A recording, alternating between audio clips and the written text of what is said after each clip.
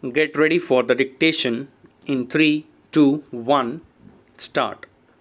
None gains on US withdrawal from WHO. The US stands to lose by withdrawing from the WHO. It will forego health intelligence. On July 6, when the number of novel coronavirus cases and deaths in the US reached over 2.8 million and nearly 0.13 million, respectively, the US officially notified the United Nations of its intention to withdraw membership from the World Health Organization.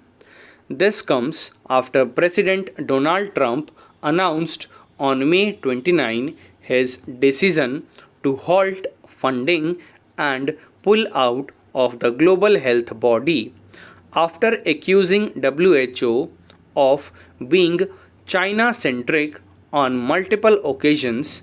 This unfortunate development is one more attempt by Mr. Trump to deflect blame for gross mismanagement of the crisis.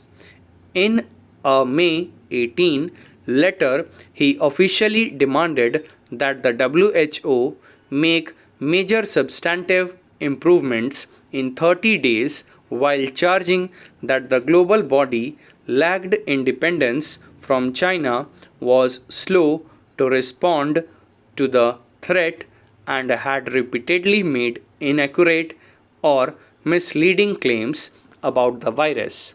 Since the decision has apparently been taken without the approval of Congress, and as the withdrawal will become effective only on July 6 next week, there is possibility that Congress or courts might reserve the withdrawal. Already Democratic challenger Joe Biden has promised to revoke it if elected president. There is much at stake, and unsurprisingly, Congress is already under pressure from academia and medical associations to reject the withdrawal. The capricious decision to withdraw from WHO will have dire consequences for global public health. The departure of the US will be a significant blow to the WHO in terms of loss of technical expertise and, according to Mr. Trump, an annual funding of about $450 million. The pandemic has clearly brought to the fore several shortcomings and weaknesses in the global health body.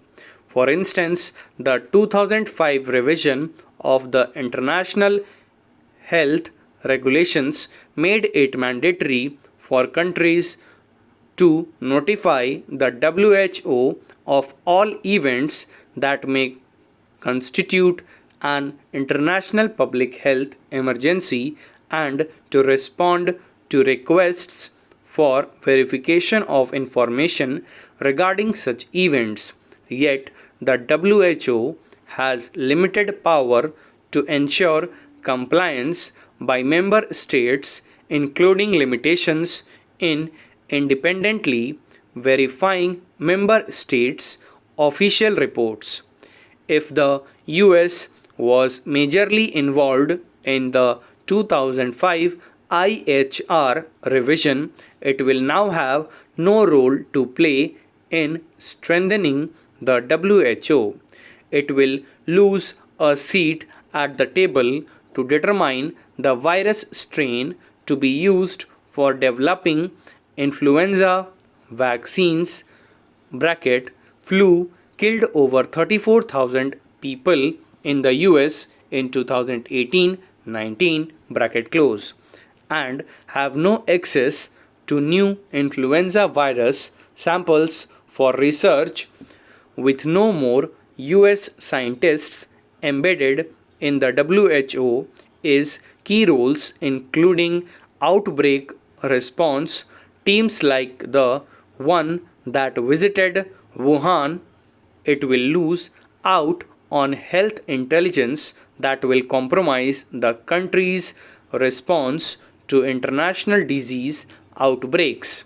In the end, none gains from a further weakened WHO. Stop. Thank you.